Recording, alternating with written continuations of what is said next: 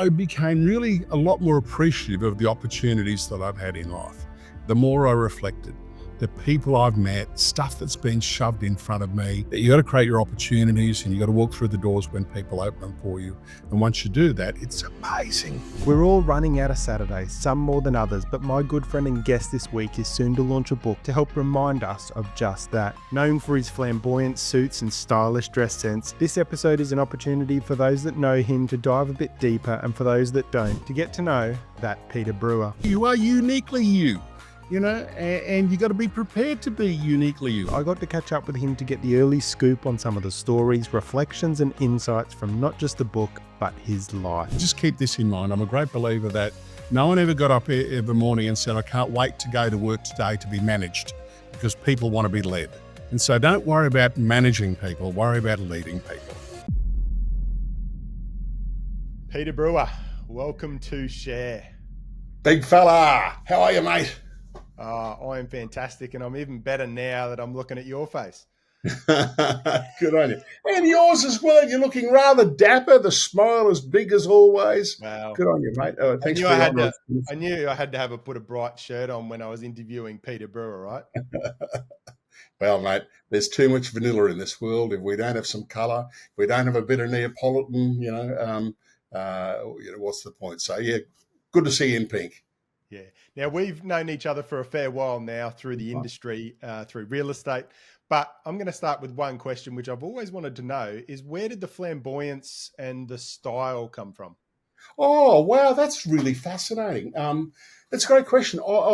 It's funny, growing up, I won't say I was a resolute nonconformist, but I always challenged things. In fact, I've just written about that recently, that I love to challenge, and people didn't like that too much if we go back 50 years ago, 60 years ago. And I just started to march to the beat of my own drum, and I got yelled at and, told I shouldn't do that. But over time, I started to build my own tribe of people that supported me. And I love the old Mama Cass song, to make your own kind of music. And so as life's gone on, I've just said, I've got my tribe. I like to march to the beat of my own tune, as I said, and I like to make my own kind of music. And so that's what I've done, and I'm okay with that, because as I said before, there is too much vanilla in this world. An old mate of mine, Winston Marsh, who talks about average. And so many things that we see and do in life are average. And Winston has a definition for average. He says that average is best of the worst or cream of the crap. And so if you want to be average, and if that's what you want, and that's okay, then the definition is that you're just average. You're the best of the worst. You're the cream of the crap. You're nothing special. And I don't know, it doesn't take much to be just that little bit more that makes us above average. And that's why we stand out in business or in life or whatever we do. And that's, I think, what people buy into. People that are just a little bit different, or a little bit extraordinary. I did a speaking, sorry for waffling, but I spoke at an event in Rotorua a few years back. And I was invited down to speak to a group of 55-plus-year-old real estate agents about the digital world. And they were, they're pretty slow in terms of digital in New Zealand at that stage. And I was invited down to try and fire them up, get them interested, get them involved. Well, I got on stage, and there was all these faces looking at me, kind of going, "You impressed me, fat man." They would much rather have been beside the pool or doing something else, but they were stuck in a conference room with me. And I took that as a challenge. Their dull faces looking at me going, "Oh, what am I going here for?" And I took it as a challenge. And I put on the show, and I had, all the superlatives. I did a great show, and I actually got near enough to a standing ovation from about half of these guys, which was bloody impressive from people that didn't want to be there. Anyway, I'm driving back to the airport at Auckland, and the chairman of that particular company rang me. He said, Brewer, that was magnificent. And I said, oh, wow, do you think that changed their mind? Do you think that got them on board with the digital space? He said, no, mate, they've got no idea what you were talking about, but they friggin' loved your passion. And so, so I didn't do the job, but they just loved the enthusiasm. And I think, Again, forgive me for waffling, but we got to have more of that. So that's probably where some of the flamboyance came from. I think we're in a world where we're kind of taught to fit in or expected to fit in. And, you know, the tall poppy syndrome, kind of standing out. And I think now I very much, I know who I am. I'm proud of who I am. I love who I am. And I probably wear a little bit more brighter stuff and I dress up a little bit more and I feel more comfortable in myself. And it is part of your personal brand. Yeah, totally. Totally. I think, Steve, and I know I've got a few more summers on you, but I was from an era where little boys were told to shut up, stand in the corner, and don't say anything. And that was never going to be me. And it's not that I was obnoxious or rude. I was just inquisitive and I challenged authority. And I still challenge authority today, 60 years, 65 years on, through some of the stupid things that happen in business that are designed more for Mary from accounts than they are for what the customer, or just bureaucratic crap, or things that we do that there's just no frigging logic behind. So I love to challenge that stuff and make people think a bit harder. Otherwise, we're just going to all be sitting back, with frigging lemmings all following each other off the cliff. So yeah, good. And it doesn't matter what industry you're in, whether it's real estate or whether it's a gym or any organization. I had this conversation with someone the other day around, it was a Christmas party, right? And I said, "Oh, is the gym having a Christmas party?" And they said, "Oh, I don't know. We'll check in." I said, "There's not one on the calendar." And I said, "Well, you've got to have a Christmas party, right?" And they came back and they said, "No, there's not one planned." And I went, "So they're putting all this investment in bringing people in, trying to attract new members, right?" I said, they would save on their marketing budget. So would real estate agencies and organizations in a number of industries if they just focused on their people, because then their people are their biggest advertisement. 100%. Businesses spend small fortunes of money trying to bring in more people that they can disappoint. Like, why not spend some money on loving the one that you're with, the people that you've got? Create ambassadors. I call them sneezers. People who will go out there and infect or sneeze your community. That when someone says, "Who's a great podcaster? Who's a great speaker? Who's a great mental health coach?" Someone says, "Mate, you got to talk to Steve." As opposed to, "Oh, fuck Steve, he didn't have a Christmas party, or he doesn't care for his customers, or he's more interested in the new stuff." It amazes me when Foxtel or someone puts on a promotion, to bring in all these new customers, and they say it doesn't apply to the current customer. You go, "I'm not feeling the love here," Yeah. Anyway, But there's some great organisations, BCF, Supercheap, and some of these organisations now from a customer perspective is if you're part of their membership. If you go and buy something, and you've probably experienced this, if you're a member with BCF, you go and buy something and then it comes out in the next catalogue within the next couple of weeks, they actually refund in or give you a credit into your account. yeah, yeah. None of us want to feel like we've been bent over, and reamed with a pineapple. We want to think that we're cared for and appreciated, and some repayment for our loyalty. So it's a smart thing to do. In the scheme of life, again, you look at the marketing budgets they put in place to get your customers. Cost you nothing to have look after the ones you got. Yeah. Overall, though, organisations aren't still getting it. They're just not getting it. No, no, and I don't know how you change that. There are so many learned behaviours that just form part of a process, and no one wants to challenge that authority. And I suspect if you pull the marketing people aside, or the junior marketing people aside, and had a chat to them, they'd say, "We don't know why we do this, but you do it at the risk of of retribution, and being told you know you're not welcome around here." So Yeah. crazy. And I don't know, but what little hair I've got left, I continue to tear it out when I look at the behaviours. Yeah, and I've had some conversations, and obviously going through the real estate industry, hitting burnout and that the mental health side of things. It's been really interesting. I talk to some agencies and I talk to some organizations, and they go, "Oh, we just can't afford that 2 or 3 grand to get 12 of our people into get them mental health first aid accredited." And I say, Okay, but they're spending hundreds and sometimes thousands of dollars paying recruitment agencies to bring one Uh-huh. person into their Uh-huh. organization. Uh-huh. I'm picking up what you're putting down, my friend. It's such a false economy. You can't afford not to spend that money. You can't afford not to have excuse me, an employee assistance program, or spend some time loving your people, or working out how to get the best out of them. Like it's kind of on topic. I was talking to a young bloke the other day, and he's talking about taking on a leadership role, what's involved, and managing people. And I said, just keep this in mind. I'm a great believer that no one ever got up every morning and said, I can't wait to go to work today to be managed, because people want to be led. And so don't Yep. worry about managing people, worry about leading people. Yep. People want someone who's going to take them on the journey, someone who's going to spell out what the future looks like, what things look like, and they're part of it, rather than just being, this is the way it's going to be. Lead people. So I think there's some relevance in that message. Yeah.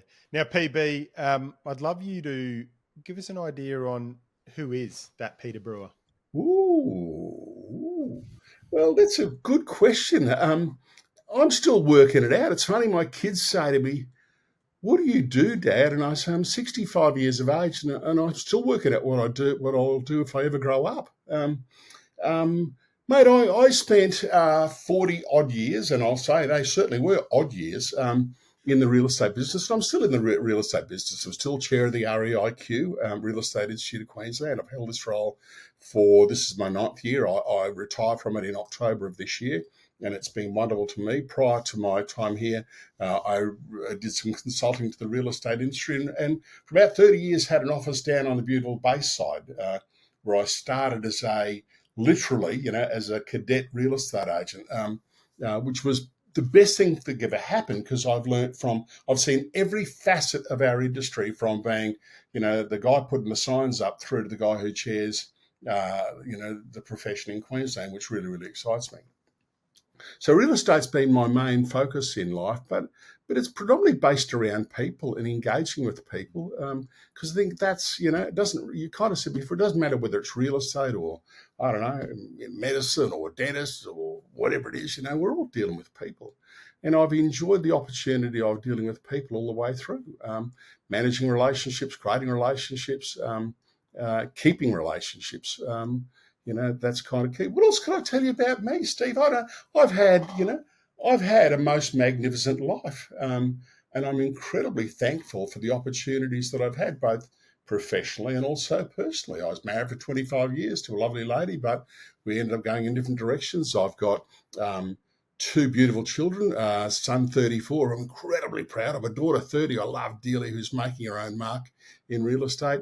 And in more recent times, I've changed the number plates on my car to Popper B, because I'm now a grandfather to 2 beautiful grandkids. And over time, I guess, my focus has now shifted from being the business person to now being, how do I give more back to this world that's been so kind to me? I reckon I've got a lot of, I'll call it wisdom. Some people might differ, but I reckon I've got all this wisdom I've picked over time. And I love sharing that with people. I think more of us, doesn't matter where you are in your career, even at 65, I'm still reaching out to people and wanting to learn stuff. I think we got to be better, all of us, at reaching out to people and saying, mate, can you give me a hand? Whether that's professionally, whether it's personally, there are dozens and there are hundreds of people like you, Steve, who's always willing to help and listen to people, and like me, who's always happy to help and listen to people. And we're not going to be doing it for the money. We'd just be happy to do it if people take some of our advice on board. And so at 65, I'm in that delightful position where I love to do that, and try and make life a bit easier. I've had the last couple of years, 2000, or so, COVID, that kind of near enough destroyed my business, speaking and consulting. We were confined to home and we did a lot of this kind of stuff, but that kind of destroyed things. Then I had double knee replacements, which knocked me around for another few months, and I learned some amazing stuff out of that. I'll share with you some amazing lessons.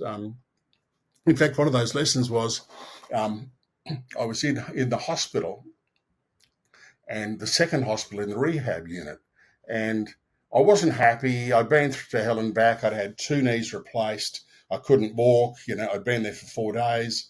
The physio had said to me, "You'll be out of here in 4 days." And after 4 days, I still couldn't walk.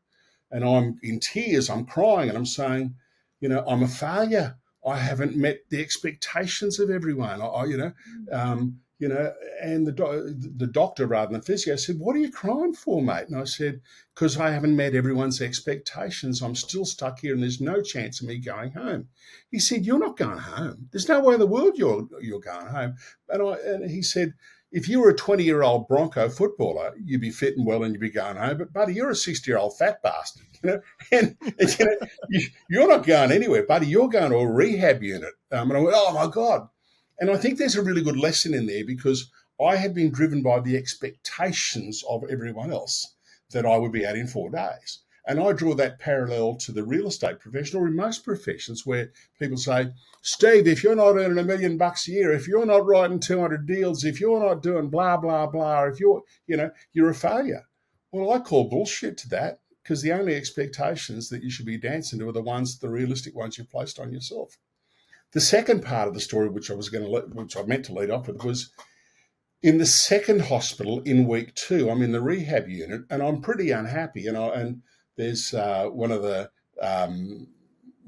she wasn't a nurse, she was their advisory, liaison person with patients, came, and she said, "How's it going, Peter?" And I said, "Well, I want to be frank with you, and I was pretty cocky. I want to be frank with you." I said, "I'm actually a little bit disappointed." And she said, "Oh, why's that?" And she said, "Tell me more, like why you're disappointed." And I said, "Well, look, been here 2 days," and I said, "I can't get anyone to come in here, or no one's coming in here and changing the ice that's on my knees that's supposed to reduce the swelling. And I think that's a bit average. I'm really disappointed in that."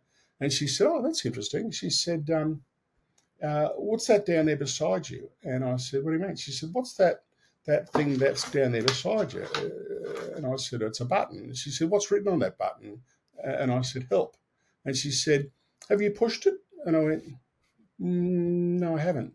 She said, "Well, just breaking news for you, sunshine." She said, "This is a hospital, and we've got people here on either side of you who are dying, and you've just got a couple of sore knees. So if you want to push the help button, we'll come to you and look after you, when you actually ask for help properly through the process. Outside of that, you're just a bloke with a couple of sore knees." And so that gave me so much more perspective. But it also made me think about we as human beings don't often enough hit the help button when we need help. Because, Steve, when I pressed that help button, there were nurses running left, right and centre to come in with ice and all kinds of stuff, say, "You're right, Pete, do you need a hand?" But for whatever reason, whether it's pride or, I don't know, we don't push the help button. So, that's just, that's one snippet. So I went through, so COVID wasn't kind of me, replacing 2 knees was tough, probably the toughest thing I've ever been through from a physical perspective, trying to get 140 kilos of human onto 2 new metal knees and then start to walk again and trying to, but I got there, and it was, and it taught me so much about me, so much about my own strength I talk about 6 things I learnt from bilateral knee replacement. That's in the book. And the last thing was, there's no place like home. And I remember literally walking back in the door after 6 weeks in hospital, and Tara had 3 cupcakes on the bench for me. It said, "Welcome home, boo." It had a thing on each one, and it reminded me there's no place like home. And so, in a sense, whether that's from a business sense or a personal sense, we've all got to find home. What's home to us? Where's the place that we fit in, that we're loved, that we're appreciated? And I walked in and I went, yeah, the care out there was fantastic, but there's no place like home. Welcome home, boo. So there was that. And then 2003, my mum, who I love dearly, was such an inspiration. My life still is an inspiration. We'd worked together for 40 odd years in the real estate business. Mum got a bowel cancer diagnosis, and within 3 months she was gone. And that knocked the 6 out of me, knocked the stuffing out of me. And I dealt with that. And through the middle of that, my brother, who was an interesting character, decided to, number one, he wanted to challenge Mum's estate that he hadn't been adequately provided for. And several weeks after that, realising that he wasn't going to get more than $1 million, which isn't a bad inheritance, he decided to commit suicide. And so, the Queen talked years ago about an annus horribilis. 23, 24 was my annus horribilis, trying to deal with a lost mum, my brother challenging the estate, managing her affairs, burying her, and then dealing with his stuff. So, but I've learnt so many things from that, and I share these things not for any pity party. I had my 30-second pity party and then said, it's not about pity party, it's about managing what's around you, looking after yourself, looking after your people, and making sure we survived it. And so from those things, I've learned so much about me.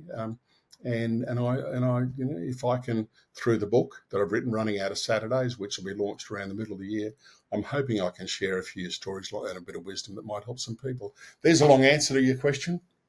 Yeah, and I wanted to get the jump on the book by getting you on the podcast, and I love your energy and your zest for life. Ever since we've been friends, I've just always loved catching up for a coffee or breakfast or lunch or whatever it is. We don't do it enough. And a hug, a PB hug, of course. Love your hugs. Of course. It's interesting though, and this is what this podcast is about. It's about showing behind the scenes a little bit. And we were talking a little bit before I hit record around, from a real estate perspective, so many people know PB. He's digital, he's focused on housing and supporting the industry to continue to grow their agents, their businesses, to stay profitable, to help their clients, to help, the property industry, not just in Queensland, but around Australia. And, but some people wouldn't know the PB behind the scenes, people don't know PB behind the flamboyant suits and the bright shoes and the bright shirts. Well, thank you, buddy. And we've all got a story, we've all got, we don't know what's really going on in people's world, what challenge they have. But I know that everyone's got some challenges somewhere. If it's not today, it will have just happened, or it won't be too far away. That's just it. But that's the beauty of having connections and having a network or having a tribe of people that are there to support you on your shitty days, or your shitty your things in life. I'm blessed that I've got some mates. One that he's been he's been my best mate since grade 2 in school, and we cannot see each other for a number of years, and then walk back in and the conversation starts straight off again. We're back doing a lot of camping together and spending time together. We take the piss out of each other like you wouldn't believe, and he's my go-to person. And it's not that he's not a lovey-dovey kind of guy. He's a I don't know what the year was, but let's say it was in the early 90s. We did a big trip around the world, and there's all these photos on the London Eye and the Champs-Elysees and Mount Fuji and Times Square and all these photos, all these great places. We went on this tour. Business had been really good, and we shouted ourselves this tour. And, came back and had the slide night or the photo night. I'm sharing all these photos with he and a couple of other blokes. And he looked at the photos and he said, "Hey, dickhead," because that's how mates address each other. "Hey, dickhead, nice photos, pretty places you went to. How come you're not smiling in any of them?" And I went, "What are you talking about?" He said, "You're not frigging smiling. All those places that people give their left nut to see, and you're standing there with your frown upside down." Going, and so I grabbed them and I went, "Holy shit, here I am in all these amazing places around the world, and I'm not smiling." And people, as he said, would give their left nut, wow, he's onto something. He is absolutely onto something. And it made me take stock of myself. And I went off and saw my GP and said, obviously something's going on. And he said, "Yeah, buddy, you need to slow the F down. You're forgetting to enjoy the journey. Your body's in these places, but your brain's still back running your real estate business. And so, next time you have to make sure that your brain goes with you and your smile goes with you, because, buddy, physically you're there, but, it was a really, really good lesson, to start putting, changing my priorities and not letting, the stresses and strains of running a business, tie me back to Australia and make sure that I lived in the moment and enjoyed where I was. And it's a big lesson for all of us. Certainly was a lesson for me. So he's the guy that gives me that honest kind of feedback. Hey, dickhead, how come you're not smiling in all these photos? Well, and that's something from a real estate industry perspective. You work hard, you go from achievement to level. You bank some money, you then go on holidays, and before you finish that holiday, you're thinking, where are we going next? And it's all about this achievement. Where can we take our kids? What can we do? What are the things that we can tick off, right? And it's not. But I think there'd be a lot of people in life, not just in real estate, but in all organizations and living life today, that don't actually stop and smell the roses. They're already thinking about the next bunch of flowers that they're going to get. And they haven't even smelt the ones they've got. Oh, buddy. And so, and I think it's really worthwhile checking back in on yourself and asking the question, why am I doing that? Am I doing that because I'm that driven? Am I doing it through expectation of other people? I talked about expectation with the knee operations, that the expectation was that I'd be out of hospital in 4 days. The expectation, that everyone had placed on me. And so I hadn't really worked out my own expectations because they've been pushed down my throat. And I think it probably happens very much in the real estate business.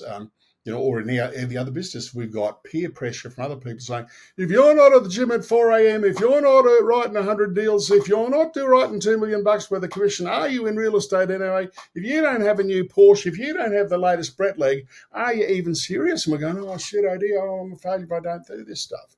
Where I think it's really worthwhile spending some time to say, what am I doing this for? Am I doing this because I want to make a buck? I want to have a good life. I remember a guy that worked for me a lot of years ago. His name was Patrick Robin Kelly. Nicest guy you could ever meet. Just a lovely human being, Patrick. I sent Patrick off to do an auction course. And he went along and I just thought it'd be good for Patrick to learn a bit about auctions. He'd been a really good real estate agent for a couple of years. His customers loved him. I sent him along just to increase his knowledge. And he came back the next day, the next morning, arrived at the office. And there's Patrick at the door with this white envelope. Okay. And he said, can I see you for a minute, Pete? And I went, yeah. Now, anyone in business, in leadership knows when someone's standing with you with a white envelope, it's generally I'm finishing up. It's the resignation. I'm thinking, oh, shit, what's happened? Don't need to lose Patrick. He's a nice guy. And I said, come on, Patrick, sit down. Let's have a chat. And I said, what's going on? He said, look, I went to that training course yesterday and the trainer said, if I'm going back a lot of years. He said, if you're not at $110,000 a year, you're not serious. And he said to Patrick, I wouldn't get out of bed for less than $110,000 a year. Let's say we might be talking 1985 or something or other. At the time, it was a lot of money. Then. Yeah, exactly. It was good money. And Patrick was earning maybe 65 or 70 or something or other.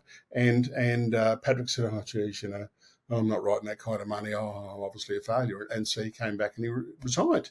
And I said, Patrick, can I just tell you, number one, I was actually running that I was chairing that particular organisation at the time, and that trainer, we were paying him $55,000 a year, and that idiot was telling people, if you're not earning that, I wouldn't get out of bed for less than $110,000 a year. Needless to say, that trainer didn't last beyond that afternoon. We kept Patrick. I sat down and said to Patrick, do you love what you do? He said, oh, Peter, I love working here. I just really, really love it. And I said, do you think your customers love what you do? He said, I think so. I always get good feedback and reviews and stuff. And I said, do you think the management here, do you think we appreciate it? He said, yeah, well, you seem to. And I said, Patrick, that's all that matters. Don't worry about some flashy bloody bullshit auctioneer trainer who's putting all this expectation in your throat. Buddy, there's your desk. Give me a hug. You're on board. Whether you earn 65 or 110, it doesn't matter to me. I want you as the kind of person that sets the values inside this business, because that's worth more than anything. I'd much rather have a Patrick than a 9,000-pound gorilla bouncing around the place, and upsetting the apple cart. So, don't know how I got to that, but it's that expectation driven by the expectations of others. So I think it's really important for us to check back in and say, why am I doing this? And if I'm doing it, if I'm doing all these extra things and creating all this stress and forgetting to take our brain with us on our trips, are we doing it at the risk of losing our family or our friendships or our health? And if we are, then we probably need to take a hard look at ourselves and go, would I be happy with half, of what I'm doing? And if I could actually then remember my kids' names and, anyway, that's, I'm getting a bit philosophical, but I just think it's a really, really important thing. But that only comes with time. Yeah. Now that year that was your, what did you put it as the Queen said? Annus horribilis. Bad, Yes. horrible year. Yeah. You're a fan of the Crown, aren't you? Well, Mum, it's funny. Mum was awarded a Silver Jubilee medal by Queen Elizabeth for her services to the community. And in fact, here it is. Here it is. It exists. It lives. That was presented to Mum by Queen Elizabeth, by Her Majesty the Queen, from Buckingham Palace in, I don't know, lots of summers ago. And so, I don't mind a bit of, whilst I'm a bit of a nonconformist, I don't mind a bit of, bit of the old royalty and the, bit of discipline doesn't hurt us all. Yeah. So that year, obviously, a good thing that's coming out of that is that you've got a book launching. And was that the inspiration that year? Was it just you reflecting? Probably, Steve. I sat down. I thought, how do I get some of this stuff out of my system? There's probably a couple of things that inspired the book.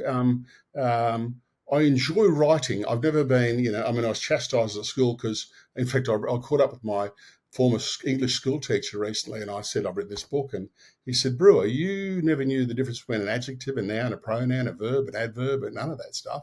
And I said, yep, 65 years later or 60 years later, I still don't know what it is, but I've managed to write 110,000 words of a book, and which he's reviewed and liked. So, I was inspired to say, what could I need to push myself. I wanted to get some shit out of my system and vent some stuff.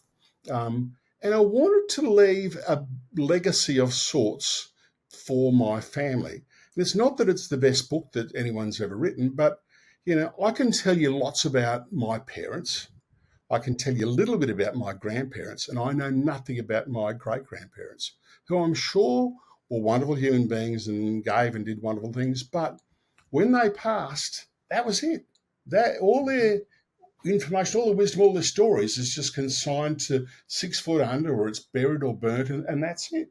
And I think we've all got stuff to share. And, I love my grandkids, and I want them to know a little bit, and my kids, and I want them to know a little about what drove their crazy dad or grandfather or great-grandfather. And so I just started to compile these stories, and I thought, oh, well, maybe it'll just be a handful of stories. And we're all, I absolutely believe this. The more you sit down and write stuff, the more stuff comes. And more stuff comes. The next thing you're 110,000 words, and you go, holy shit, oh dear, where'd all that come from? And, there's stuff, I think I've edited back to about 85,000 words because there's stuff there that should never, ever see the light of day, from a legal perspective and all kinds of perspectives. But shit, it was good to write it, Steve. It was amazing. It was such a good, the word cathartic gets used a lot, but it was so cathartic just to get some of this stuff out of my system. I used a bit of license in some stuff because, good storytellers do that. But it's a pretty good read, and its title is called Running Out of Saturdays. And that is, and I'm not a biblical man, I think you know that, but the Bible, which I'm told is another good book, available in good bookstores as well, the Bible apparently has something that talks about 70 years and 10, that we as human beings have 70 years and 10, 70 years. I'm 65. And so based on that, what have we got? Theoretically, by the Bible, I've got 5 years left at 52 years here. So I've got 270 Saturdays left. And so we're all running out of Saturdays. And so what are we doing to, make sure we've had fun? And what are we doing to make sure that we can continue to get the most we can out of this wonderful thing called life? Yeah, that's awesome. And I love the running out of Saturdays. I know some people talk about how many Christmases have you got left, or, all those kind of things. And I've been in some sessions where they take you through some of these things and you go, wow, yeah. Okay. That gives me a little bit of a different perspective. Totally, and the word Saturday comes from Saturn, satin. There's a ring around it. It's and it's funny because the more I thought about it, so often you look at someone's calendar and they put a ring around a Saturday because that's the day that we celebrate and do stuff and go to the pub or go watch cricket or spend time with family or do whatever. Unless you're in real estate, I had 30 years of not knowing what a Saturday is, and that's why Saturdays are so important to me now. I've never heard anyone whinge about having Saturday-itis. Mondays, yeah, but no one ever complains about, I've got Saturday-itis, but we get Monday-itis. So Saturday's such an important day, and it's got more importance to me as time goes by. So that's what inspired the book, and I think all of us have got stories in us that should be told, and each one of them, there's something, there's a lesson in everyone. I think the book has got maybe 65 short stories in it, but each one of them comes with a lesson, and I'm happy to share, some of those with you, if and when time permits. I'm really happy to talk about some of those, the funnier, the more light side ones. Yeah. Talk to me when you were doing those, writing through those, and really it's journaling, right? And I love journaling, right? You're journaling your thoughts, you're reflecting, you're getting it out on paper, you're getting it out of this big thing, right, onto paper. Talk to me about some of the things you learned about yourself going through it, things that you may not have known. I learned that I was a shit typist because here I am on this computer, two-finger tapping away. That's why it hurts so much editing from 110,000 words back to 85, because I'm going, how many mornings did it take me to type some of this stuff? And now I'm just going backspace over it. I think I just learned there is, look, there's all kinds of things. I learned, wow, I became really a lot more appreciative of the opportunities that I've had in life. The more I reflected, the people I've met, stuff that's been shoved in front of me. There's one chapter, it's called, my sliding doors moment or something or other. And it was, creating opportunities. And it was 2009. And you and I have been to conferences in the States. And I went to the NAR conference in San Diego. And I particularly went along to see a guy called Jeff Turner speak. And I'd only ever followed Jeff in social channels. I'd heard he was a bit of a rock star in the digital media space, particularly in real estate. And it cost a fortune to go, but I flew to San Diego and I wanted to see this session called Agent 2.0. And I sat there at the back of the room. There's about 2,000 people in the room. There's 24,000 people at the conference, but 2,000 people in this room. I'm sitting up the back. I've got my notebook. They're just getting ready to go on stage. And I thought, you've come all this way to see this bloke speak. It's about 30 steps from the back of the room to the front of the room. You've come all this way, mate. Why don't you just take the 30 steps up the front and go and put your hand out and say good day, or are you just going to sit there and take notes and record the session, go back to the airport and fly home? And I went, but it's that thing, I'm meeting your heroes. Will he let me down? Will he say, piss off, Aussie? Who the hell are you? What do you want? I didn't, Anyway, I just thought, you've come all this way. So I walked to the front of the room before they started the session. He was there on stage, and I put my hand out and I said, "G'day, Jeff. Peter Brewer from Australia, Brisbane, Australia. Just want to let you know I'm really looking forward to this session. I've come a long way. You've got a stellar group of people. I can't wait to hear what you guys got to share." You could feel the warmth in his extended handshake to me. He said, "Well, I really, really appreciate that, Peter. I haven't got time to talk now, but I'd love to continue the conversation. Mate, get a comfy seat. Why don't you sit in the front here with my partner and other people, move from the back of the room, and please come and see me immediately after the session, and let's have a chat." Which is exactly what happened. At the end of the session, I thought, he's just talking bullshit. He won't want to spend any time with me. I've got the photo. We took a photo afterwards. We've become the best of mates. And I was, he's living in Buenos Aires for the next month, and I was on a Zoom with him here yesterday talking about life. And what's key about that is I call it a sliding doors moment because I could have sat at the back of the room and done nothing, or I could have created the opportunity.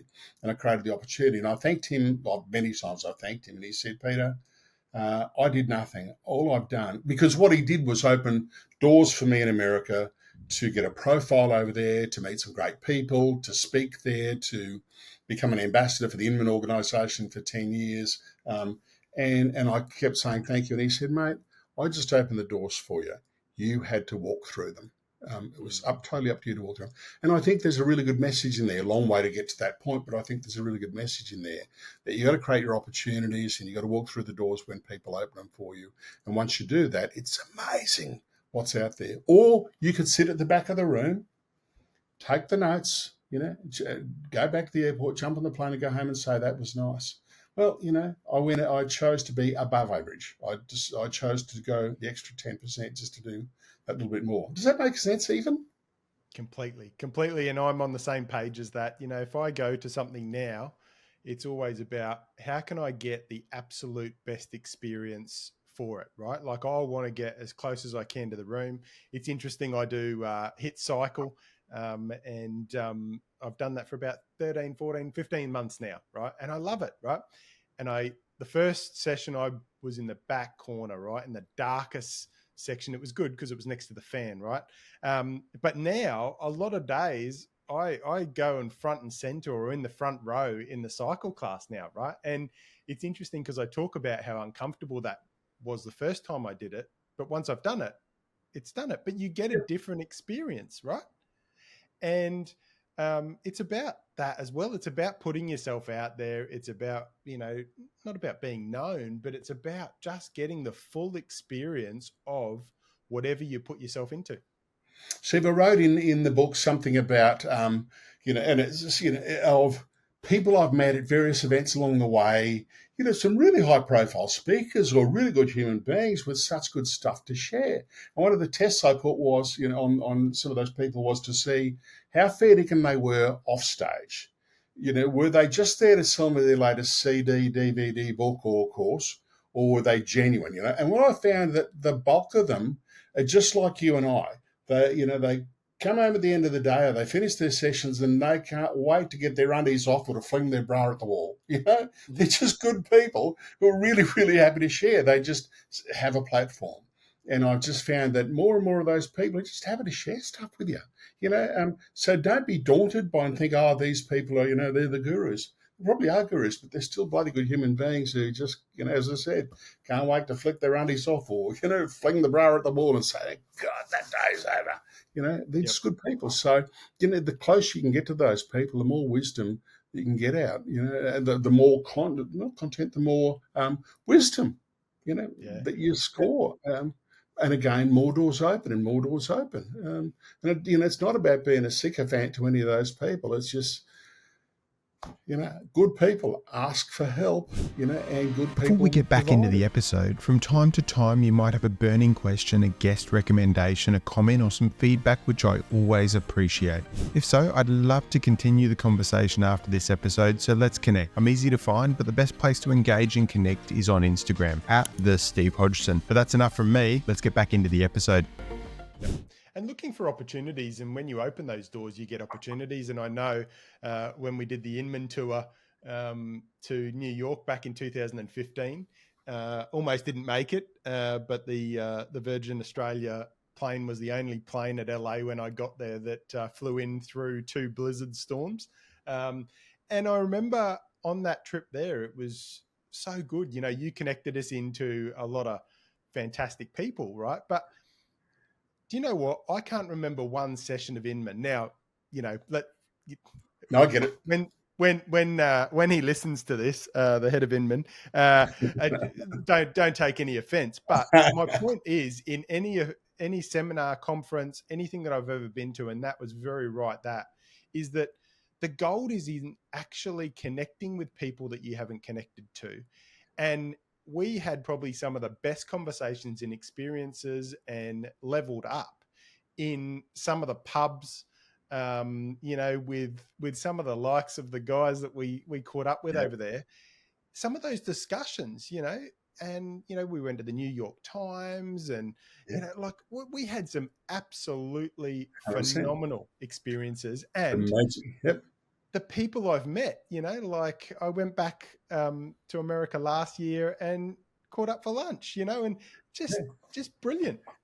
The magic happens in the hallways. It's not about the stages. I'm with you 1,000%. It's always about the magic happens in the hallways. It's sitting together down at O'Hara's down on, the World Trade Center site, that Irish bar, with some really good people in all that noise, but having great conversations and networking as human beings and building relationships that you can call on at any time in the world. Like, we can choose to be really insular and stay in our own little geographical patches and dine on our own wisdom and not expand our horizons. Or we can say, well, there's something else outside of Springfield or outside of Hamilton or outside of Queensland or outside of Australia or outside of our other normal areas.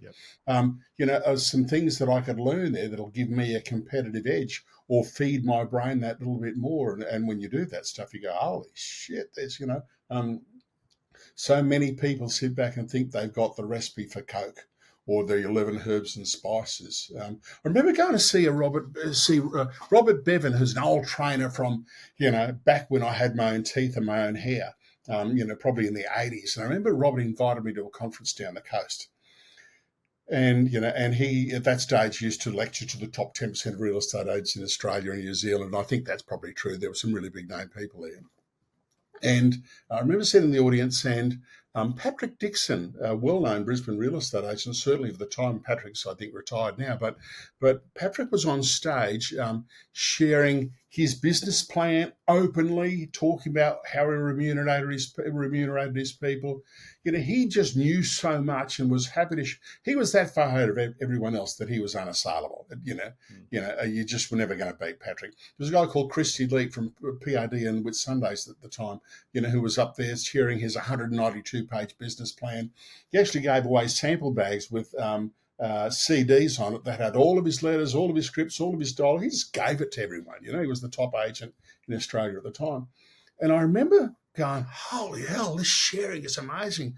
And I was involved with another real estate organisation at the time, and I rang quite a few of our directors on the way back, and I said, we're kidding ourselves. We're sitting here thinking that we know everything. We know shit. Seriously? And I've just been in a room where these people are sharing all this stuff and we think, we've got all the secrets. Like, it's time for us to get out of short pants, and actually go and spend some time talking to these other people who really are doing it that well. They're not threatened by us at all. They're saying, come to the business, spend as much time as you like. I did a study tour of Melbourne where went to Philip Webb's office and a whole range of other offices down there. And they just welcomed us in with opening arms, not threatened one bit by us, just with a philosophy of give to get. They just were happy to give to maybe get something in return. If they didn't, that was okay. But also as well, I think in the real estate industry is that you look at the best agents, people share these days, right? And they have for years now. Because do you know why? Because they can people can replicate what they do, but they can never replicate themselves, right? They can never replicate the person, right? Like I can wear fancy shirts and I can look the duck's nuts, right? But I can never be that Peter Brewer, right? Like it's the same thing. And I've always said, they say flattery, what's the whatever it is, like imitation graceful and flattery or something, like that. Yeah. People kind of rip stuff off and all those kind of things. And I always saw it as a bit of that's good. Then, I even had letters come back to me, and you would have had this over years as well, where, you come up with this really good letter. It's got a really good thing. And then another agent obviously picked it out of a vacant letterbox or whatever it is, got onto it and basically just cut and paste it. Right. And it was interesting when I opened a letterbox one day and got a letter out and I went, I wonder what they're sending out. And, it's interesting. About 3 weeks later, this lady rings me and she was a new person in the real estate industry. And she said to me, hi, I'm Claire. And I just want to let you know that when I'm going to knock you off your perch. Right. Anyway, 5 months later, she was out of the industry. But, but that's the thing. You can replicate, but you can't replicate the person. No, exactly. And that's brand, that's image, that's, I think that's called putting lipstick on a pig. You can put lipstick on a pig, but it's still a pig. Yeah, that's exactly right. That might not be the most appropriate comparison, but it is. You can't put lipstick on a pig. You are uniquely you. and you got to be prepared to be uniquely you, or you can be average. Yeah. Now, talk to me, PB. Obviously, there's about 65 stories in your book, and we can't go Yes. through them all because we'll rival, a Joe Rogan podcast and probably have to have about 8 volumes of it. But you obviously shared some excerpts with me, which I'm very grateful for. I loved reading through them. I'd love you to touch on a couple. And the first one I'd really love to dive into is the one on the Story Bridge. Oh, yeah. Okay. All right. Well, so, okay, how do I keep this short? I'm just trying to get how to summarize that story because it's quite the story. So look, I can't even tell you the year now. It was probably about 99. Mum and Dad separated, in horrible circumstances. Mum caught Dad playing up, after 43 years of marriage, and that devastated Mum. Absolutely, he had gaslit her, and she caught him, in the act. And that devastated her. And for Mum, that was just not negotiable in life. It was for her. That was the marriage was over. End of story. Boom, done. And she was that devastated within a couple of days. We had her in the New Farm Clinic in a fetal position, trying to deal with betrayal. And she just couldn't, process, nor could we. My dad, who was a good human being otherwise, had committed the ultimate betrayal against a woman who'd been, beautiful to him her entire life, and several times had said, "Is there something going on here?" Nothing going on here. Anyway, it's 14 hours. So she ended up in New Farm Clinic. My brother was serving time at Her Majesty's pleasure, and I'll let you work that out. And all of a sudden, I'd gone from being, we had a very successful real estate business, but Dad had been banished to the Gold Coast and was licking his wounds after, being caught out, and was devastated. My brother was, at Her Majesty, serving time at Her Majesty's pleasure. And Mum was in a mental asylum, and all of a sudden, I've gone, from being, a pretty good salesperson in the business to all of a sudden being the family patriarch. All of a sudden it was all with me. And I wrote in the book that I hadn't applied for that job. I wasn't qualified for the job. I didn't really want the job, but all of a sudden, within a matter of days, I had all this stuff going on, and I had, I had to work out, I had to triage the situation and say, what am I going to do? Like, what's the priorities here? And the priority number one for me was just keeping Mum alive, doing what I needed to do to make sure that she came out of this the other end.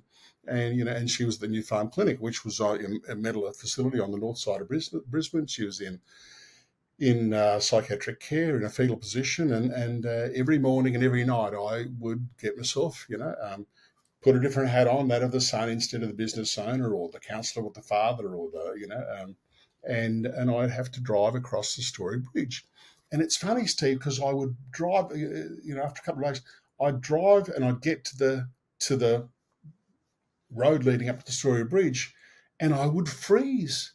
And I could, oh my God, I can't do it. And I'd have to pull over on the side of the road and give myself a pep talk like Wayne Bennett, Wayne, talk to me, get me across this bridge, because became this barrier, this blockage was going. And, but every day I struggled, and I would force myself to do it. I'm paranoid that this bridge is going to swallow me up. It's going to, fall to the bottom of the Brisbane River. And I had no idea where that came from because, I'd driven it for 40 or 50 years, almost on a weekly basis. I came from home from a hospital, and but all of a sudden it was this thing.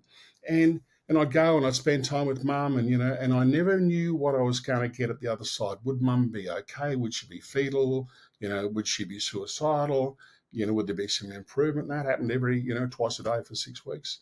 And I struggled with the bridge. And at the end of it, when we finally got to get her home, I sat down. I was trying to reconcile why could I not cross that bridge? Why did it bring such terror? And for me, it was the fear of the great unknown. What was on the other side? It sounds crazy, but it was just this roadblock that was there, stopping me from crossing that friggin' bridge. I drive under the friggin' thing, and I drive round and round under, past the Story Bridge Hotel 20 times, not because I wanted to drink, just that I couldn't bring myself to get past this roadblock, this physical barrier that I felt was going to. And ultimately, I just reconciled that it was simply that It was the fear of not knowing what was on the other side of that thing. And I wrote in the book, I can't remember the words now, something, we all, we all look at bridges in different ways for their architectural splendor. We love to take photos of them. Some people burn them down, and then all the remnants behind them as well when they finish relationships. People deal with the bridges in all kinds of ways. But ultimately, I worked out, I travelled over it for 40 years. This was a blip in the radar for time, and I now travel over the bloody thing with no problems. But it was just that fear of the great unknown at the time. But I managed my way through it, and I worked out that all of us have those fears, but they're just blips on the radar for a short period of time. We just got to force our way to get through them, do whatever we need to do, get help, get counselling, talk to people, understand that it wasn't going to swallow me up. It had been there for 75 years at the time. It wasn't about to fall down. Still hasn't fallen down. Funny thing about the Story Bridge, relevant, not relevant, it was built roughly 90 years ago, and I write about this in the book as well, built about 90 years ago against great protestations from the pig farmers on the new farm side and the chicken farmers on the Kangaroo Point side. And you think about this 90 years ago, the politicians and town planners said, we want to build a 6-lane highway across the Brisbane River.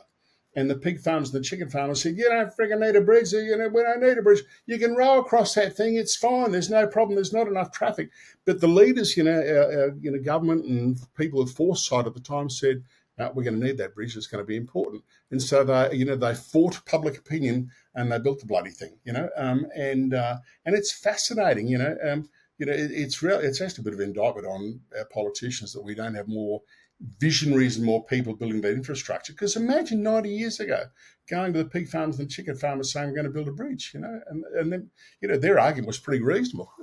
There were no talks of 10-car, rowboat accidents, going across the Brisbane River at the time. But anyway, so yeah, I don't know whether that helps. So the pig farmers and chicken farmers built a bridge and got over it. Yeah, boom, boom. I love it.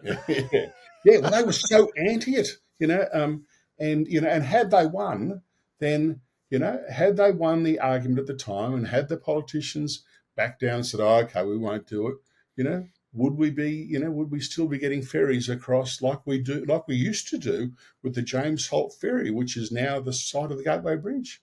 You used to go and, it's before your time, I'm guessing, but if you wanted to get from the north side to the south side and you didn't want to go via the Story Bridge, where the Gateway Bridge now was the Sir James Holt ferry. And you would drive onto it, you'd pay your 20 cents or your $2 or whatever, and you'd queue up, you'd wait, and it'd take 20 cars across to the north side, and then you'd wait, and it'd bring 20 cars back. Can you imagine if they didn't have the foresight to build a Gateway Bridge? It's fascinating, isn't it? Well, it kind of, it's thank goodness, some of our politicians had some balls. I'm not sure that we've got enough balls now to look at genuine infrastructure to future-proof our world, but that's a topic for another day. Yeah. Now, obviously, you were the executor of your mum's will, Yes. Iris Brewer, and I loved watching, as sad as it was, I loved watching the celebrations in those final few months, and obviously your reflections afterwards as well. But being the executor, obviously there was some extra challenges that went with that. But what would be some advice for people going through or going to go through those kind of those circumstances of being an executor and going through that grief and loss? What would be some kind of advice that you would give? Oh, yeah, wow, that's a great question. So number one, absolutely respect and honour their wishes because they've given you that trust and said, I want you to do it. You've got to absolutely respect and honour those wishes. And my brother wasn't prepared to accept that. And he went, no, I want more. I deserve more from his beachside hut in the Philippines. He was going to receive $1 million. He wasn't honouring his mum's wishes. He didn't come back for her funeral or for her passing or, we hold clearly different values. So number one, absolutely, I could have weakened and not followed her wishes and went, no, they're her wishes. She was explicit in them. So number one, that was number one. Number two, from a personal perspective, surround yourself with really good people because it's tough. And my beautiful son, Sam, who's now 34, became my closest confidant through that whole process. There's a lot of pressure on to make the right decisions, pick the right agent, disperse the assets wisely, make sure that Mum's partner Graham was appropriately cared for and housed and not pressured in any way. And so my son Sam was with me every step of the way. I included him on every single phone call. Not that it was his decision, but I just wanted someone else. Leadership is tough and it's friggin' lonely, and whether that's leadership in looking after an estate or leadership running a business, leadership's tough. And so I found a great confidant and a supporter and advisor in Sam. And it did a couple of things. One, it made sure I was making the right decisions. It gave him enormous confidence, because he went, oh, Dad's really entrusting this with me. And it made him a better human being because at some stage he's probably going to have to do that for me as well. So I thought that was, pretty important. They're probably the key things, Steve. Be absolutely true to the wishes of the person that you're administering the estate for, and surround yourself with really good people. Antonia, the CEO that I work with, Antonia's got a legal background, and she was there to great support. Tara gave great support just to reinforce what I was doing, and there's just so much to do, and I think you've got to absolutely be prepared to advocate for the deceased. Banks or law firms or, telephone companies, or when you've got to, wind different parts of an estate up, they can be the absolute worst Sir Humphreys that you could ever meet in your life. They're going to make you jump through all the friggin' hoops and you go, dude, I just want to let you know I'm dealing with the loss of my mum, okay? I don't really need to go and get another 5 copies of the death certificate, endorsed and certified, okay? I can bring you in, a kilo of her ashes, I can bring you in, all kinds of stuff, I can send you a copy of the video of the funeral, I can do all kinds of. Please don't make life tough for me because it's tough enough on its own. So, I learned to advocate. A lot of people don't do that. A lot of people sit back and go, oh, well, that's what we've got to do. That's bullshit. Quick side story. When Tara moved here from the US, she wanted to get Australian citizenship, obviously. And the Australian government said, well, we're going to need a copy of her. Now, we had a copy of her divorce certificate. And they said, we need a copy of her marriage certificate. We went, do you think we'd have a copy of the divorce certificate if she hadn't been married? Just think about that for a minute. For her to have a divorce certificate would suggest that she was first married. If you're going to make us get a divorce certificate, a marriage certificate, it means we've got to go back to a courthouse in Maryland on the other side of the world in a completely different time zone and get this thing. Do we really need to do that, or are we just ticking a box? So advocate for yourself, and I think that's important for anything in life. Too many of us sit back and go, "Oh yeah, okay, yeah, I will do that. Yeah, I'll keep jumping through hoops." Bullshit. Treat me like a human being. Just treat me like a human being. Treat me like you treat yourself if you're going through, this kind of trauma. Yeah. PB, you've mentioned around a lot of reflection and a lot of things you've learned about yourself. We're all a work in progress. We're all continuing to always learn and grow within ourselves and grow as people. But what's one thing that you think you haven't kind of fully learned about yourself yet? Gotta be, and all of us. I think this is the same for most of us. Gotta deal with that bloody imposter syndrome thing. Like I'm 65. I'm thinking about what's Peter Brewer 3.0 look like. He's had the real estate career. He's had the consulting and speaking career. He's now 65. Interesting thing, I wrote about this, Steve, recently. When my grandfather retired in 1966 or something like that, he retired in the 1960s. When you turned 65 years of age, you had to retire. Like, it wasn't optional. You had to retire. On your last day of work, you'd retire at 65. they'd give you a gold watch, you'd go home, and the average Australian back in those days lived 66.6 years. So you'd go home, you'd hang around for another 1.6 years, then you'd die. And true to the words of the day of those that my grandfather at 66 years and 6 months didn't wake up one morning and his death certificate says cause of death was old age. Um, and and I'm absolutely keen to learn from that. And so I'm 65 and working out what does Peter Brewer 3.0 look like? What am I going to do next? Because the ride's not over. I say to people, strap yourself in for whatever the next part of the journey looks like, because there's going to be another journey. I've still got one good thing left in me. I don't know what that thing is, but I have to keep checking back in on myself to go, I'm not an imposter. I can do this. I got all I need to have. To go and do most things. There was a period of time where I was probably overly cocky, where I thought, just give me a scalpel. I can be a brain surgeon if you give me the right manual. Well, that was probably getting a bit carried away. But it is this, whether I see a job or an opportunity or something rather, still those little voices that go, oh, mate, you're kidding yourself. You're not that good. You couldn't do that. There's much people better than you. It's all that negative talk that still goes on despite my apparent self-confidence externally. Still that niggle going on, you're not really good enough. You'd be kidding yourself. They'd find you out really quickly, and so that's the one thing that's my one continuing ongoing challenge, and I suspect it is for a lot of people as well. Although, geez, at the age of 65, for those listening on here that are a lot younger than that, at the age of 65, PB is still struggling with imposter syndrome, as we all do. Yeah, we do. We just do. But, the key part of that journey, Steve, is actually accepting it, and not accepting that you're not good enough, understanding it and then saying, I am. No, I am. No, I actually am good enough. But lots of people will get limited by that believing, I'm not, I should just go back and take, one of the jobs underneath it. I'd be much better in a servant position or doing whatever, or I'll just stay where I am.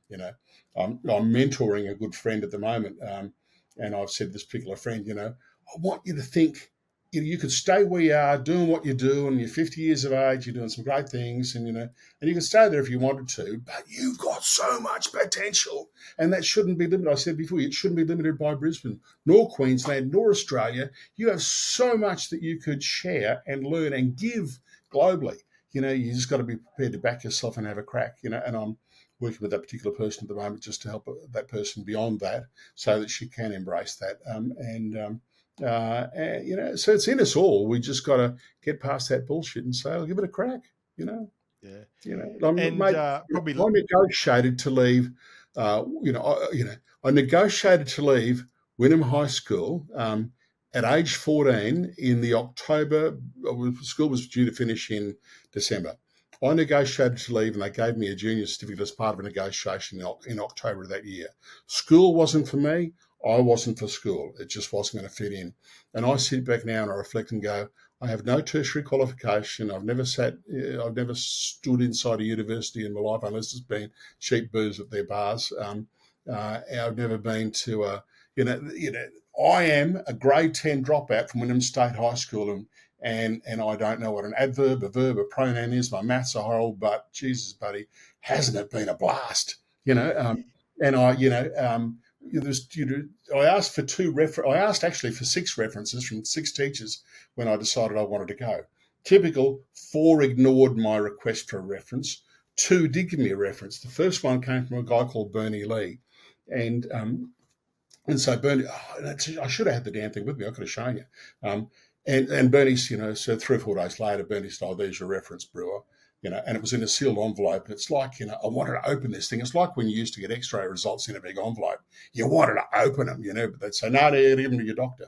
Well, I thought, okay, I'm going to steam this thing open. So I steamed it open, right? And it said, I can confirm that Peter Brewer attended Wynnum High School from 26th of January 1974 to 14th of October 1978. Yours faithfully, Bernie Lee. That was the reference, right? Bernie had been through a very successful charisma bypass. So that was reference number 1. Reference number 2 was actually really, really good for me because it came from Merv Miles. And Merv was a single line reference as well. And he simply said, Peter Brewer is an independent type of lad who has potential. Bam! That was beautiful for me because it acknowledged my individuality. It acknowledged that I was an independent kind of thinker, that I just wasn't going to, and from that, and lots of times in my life, I've looked back and I go, yep, he's right. He's absolutely right. And there's nothing wrong with that. And it was identified really, really early. So I hope that makes some sense. That's awesome. Now, linking into that, my next question is, through your career and your long and successful career, through the different roles that you've been in, talk to me about success, what it was for you and what it is for you today. Wow, that's a great question. I was asked to interview 12 of Queensland's top real estate people maybe 6 years ago. Glennis Austin, Nora Ewings, Phil Parker, Justin Nickerson, who else was in there? Anyway, some really high-profile, big-performing people. And what was fascinating out of all of those interviews, the interviews were about success. What defines success for you? So I'll answer the question. But what was fascinating when I interviewed those 12 people, only one of them it was about having a red sports car. Everyone else was about, and it wasn't about things, commercial things or wealth. It was about happiness, satisfaction, life. One of the more emotional ones for me was Nora Ewings. I asked people to bring along 4 photos that defined success to them. And Nora brought along 4 photos. One of them was a box of groceries. And I said, why does that define success to you? Or how does that relate to your life and success? And she said, I grew up in a family that was really, really poor. We had no money. Life was tough. It was regular. There was no food in the house. And so local charity organisations would quite often drop boxes of food or fruit or whatever on our front doorstep. No names, no nothing. No one was saying they just put this food on there. And she said, I have that photo and it sits on my fridge at home and it keeps me humble and reminds me that I came from humble upbringing and that it's important that I have a privileged life and that I should never lose sight of the fact that there are people doing it harder. And she said, so that reminds me that defines success to me and reminds me of stuff. The second one for Nori was she was electric garage door. And I said, it was a photo of a garage door. And I said, why is that important? She said, we are on display 24/7 in our businesses.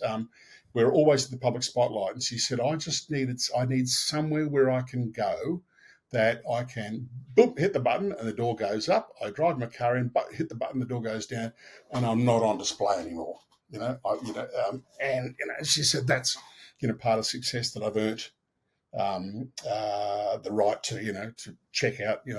Her third one was she has Nori, she's pretty short, and she has a drop down sun visor to keep the sun out of her eyes. And she said it has a business card, and on the back it's written, at that stage it was written 750 crossed out 1.25 was the next number.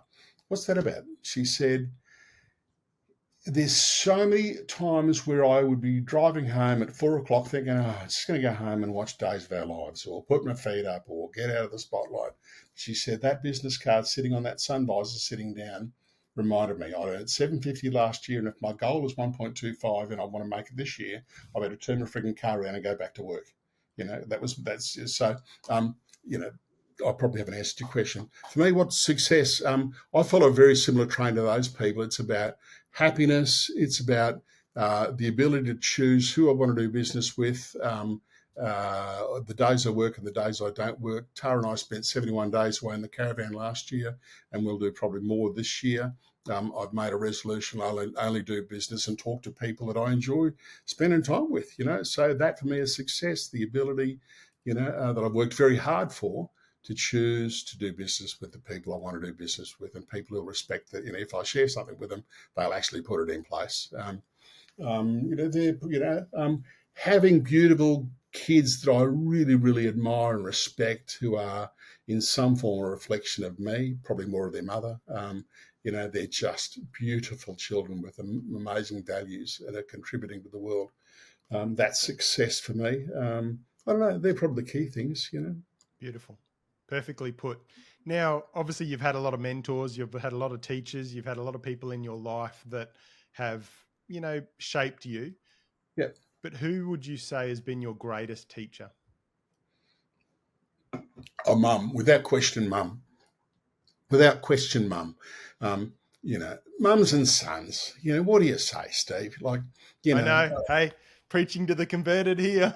Mums and sons. I wrote in the book about, losing dad was one thing, and I love dad, and he did some amazing things for me. Losing mum was just that completely different. And so yeah, she was probably the love was unconditional. Her phone still, she passed away on the 24th of April 2023. Her phone is still sitting beside her bed. Yep. And I still can't turn the frigging thing off. And it's still got a recorded voicemail on it. That talks about her passing. And I still can't cancel the frigging account. It's.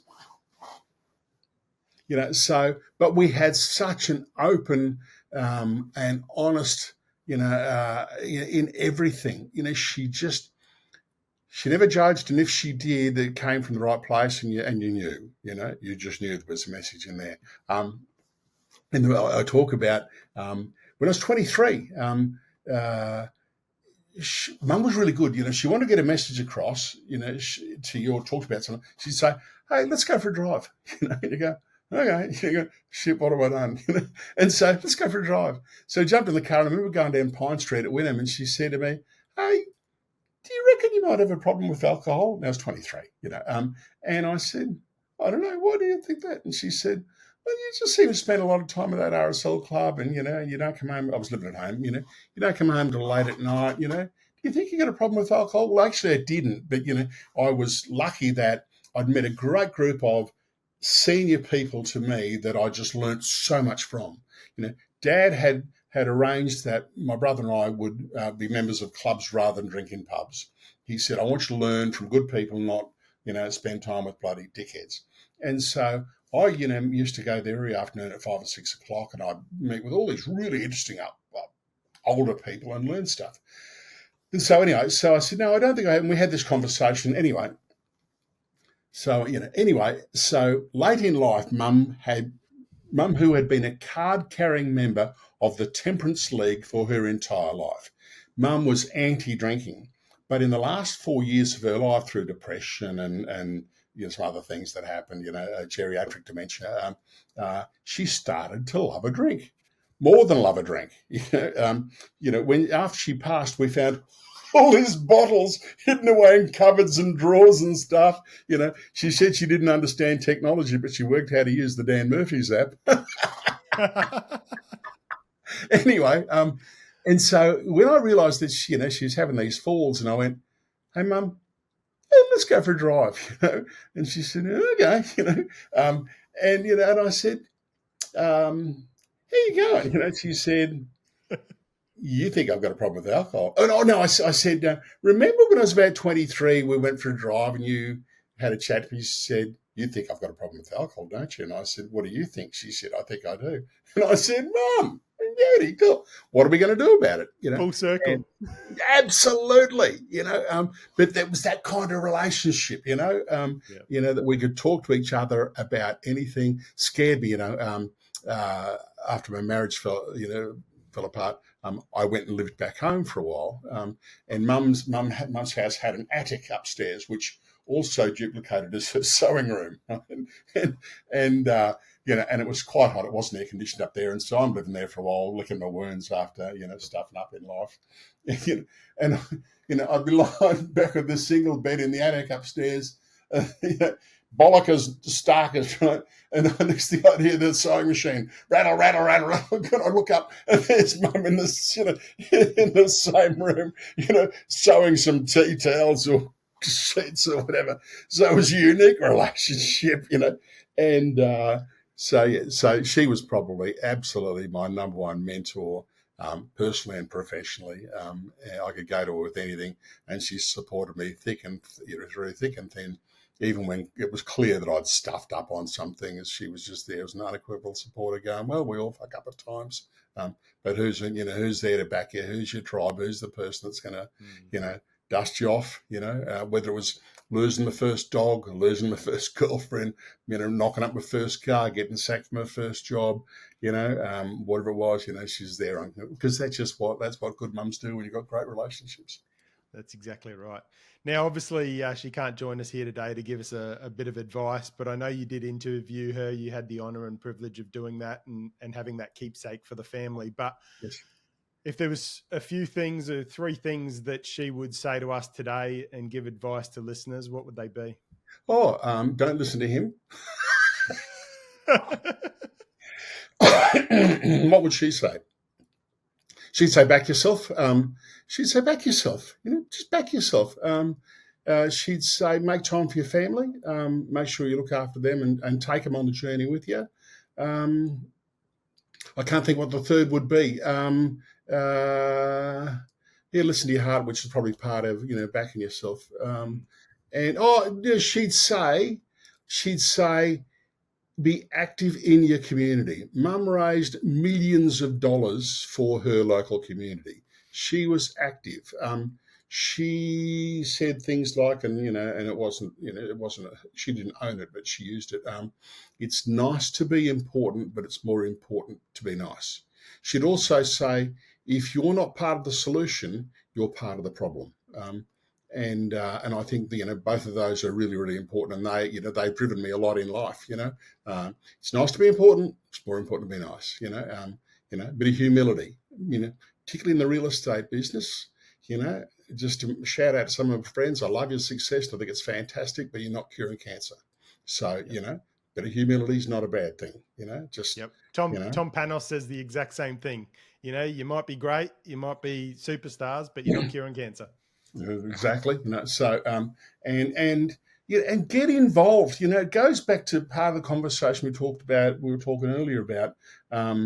We run around trying to spend small fortunes to find new customers so we can bring them in and let them down. Look after your community. If you look after your community and get actively involved and help people, you won't need to spend a cracker on marketing yourself in any way.